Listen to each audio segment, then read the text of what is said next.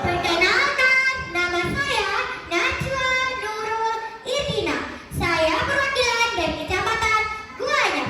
Hari ini Najwa akan membawakan cerita yang sangat menarik yang berjudul Kisah Sunan Cendana. Cerita ini saya ambil dari buku yang berjudul Kehidupan Kiai Cendana yang ditulis oleh Lutfi Abdul Azizi dan diterbitkan oleh Lembaga Pendidikan Yayasan Sunan Cendana.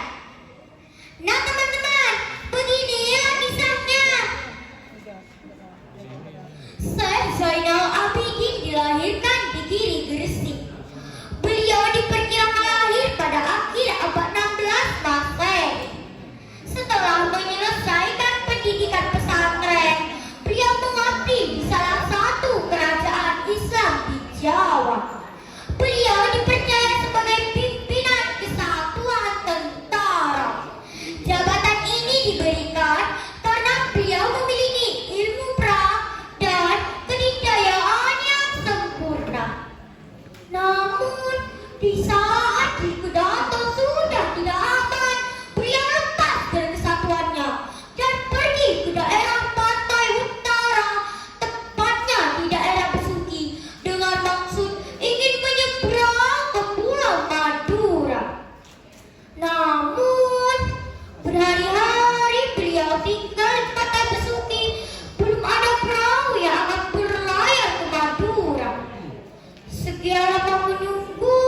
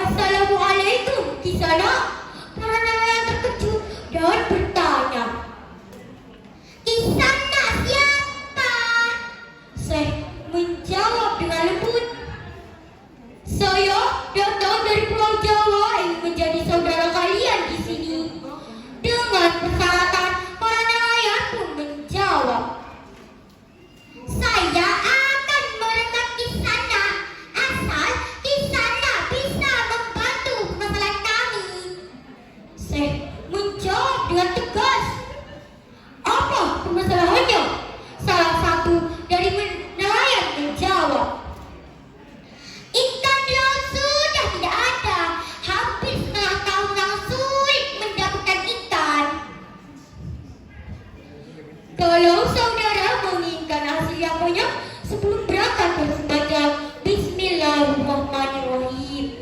Sambung Syekh dengan karomah beliau, hasil tangkapan ikan para nelayan melimpah ruah. Kemudian para nelayan menemui Syekh untuk memeluk agama Islam. Tidak hanya itu, pada saat itu di desa Kateka ada sebuah masjid yang tidak ada beduknya. Semua warga sepakat untuk membuat beduk yang bahannya akan dibuat dari pohon cendana karena pohon tersebut merupakan pohon yang paling besar. Kemudian keesokan harinya saat pohon tersebut hendak ditebang, terdengarlah suara, "Tolong tebanglah aku lebih ke atas agar tidak kena kepalaku." Dengan terkejut, warga memenuhi suara tersebut. Kemudian pohon tersebut kembali berbicara, "Tolong tebanglah aku lebih ke bawah agar tidak kena kakiku." Maka warga langsung menebang sesuai perintah dari pohon tersebut. Setelah penebangan selesai, muncullah sosok Syekh Zainal Abidin yang sedang bertapa di dalam pohon cendana tersebut. Itulah mengapa Syekh Zainal Abidin diberikan julukan Sunan Cendana. Setelah beliau wafat, beliau dimakamkan di belakang masjid Sunan Cendana, Kecamatan Kuanyar. Hingga sampai sekarang, makam tersebut ramai dikunjungi berziarah dari berbagai penjuru daerah. Nah, begitulah kisah Sunan Cendana. Pesan yang dapat kita ambil dari cerita di atas adalah selalu gigih dalam menyampaikan kebenaran, serta wajib bagi kita untuk menjaga kelestarian cerita daerah sebagai wujud kecintaan kita pada peninggalan sejarah suatu daerah. Salam pesona dan literasi dari saya, Najwa Nurul Irina. Terima kasih dan wassalamualaikum warahmatullahi wabarakatuh.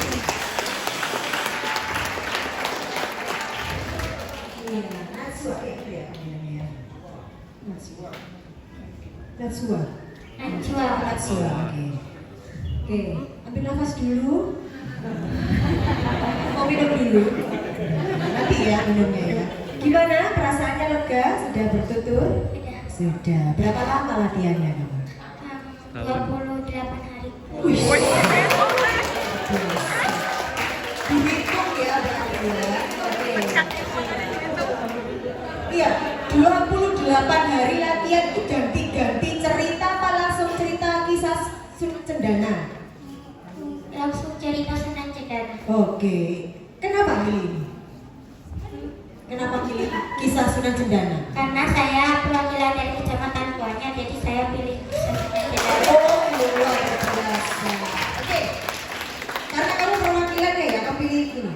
Sekarang gini, ini tadi kan di ceritanya itu kan siapa tadi yang naik ikan pausnya? Syekh Zainal Abidin. Oke, saya Zainal Abidin ya.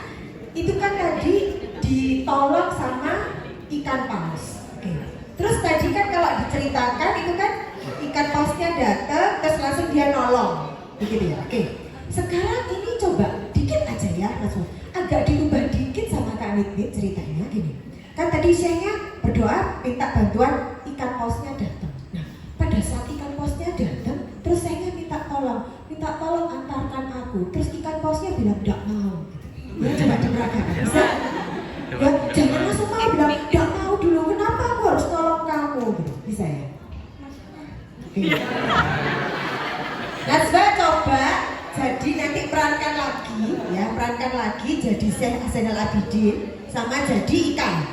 Oke, tapi ketika nanti ikannya datang ketemu sama saya toh, kan itu tadi kamu langsung saya siap mengantarkan Kanjeng Sunan kan begitu ya. Itu enggak boleh langsung ngomong gitu bilangnya. Wah, bilangnya adalah aku nggak mau ngantarkan, coba bisa gitu ya. Pakai dieting ikan mondoknya nggak langsung mau nolong gitu ya. Oke. Kemudian muncullah seekor ikan paus mondok mendekati Syekh Zainal Abidin. Ikan mondok berbicara.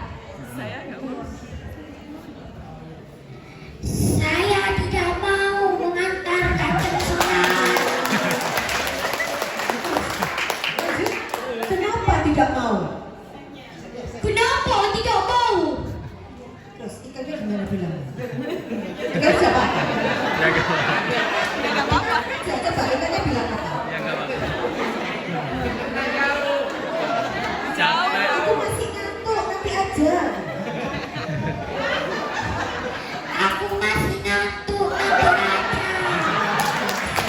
Namun akhirnya ikan paus kodok mau menolong siapa tadi? Zainal Abidin. Oke, tepuk tangan dong.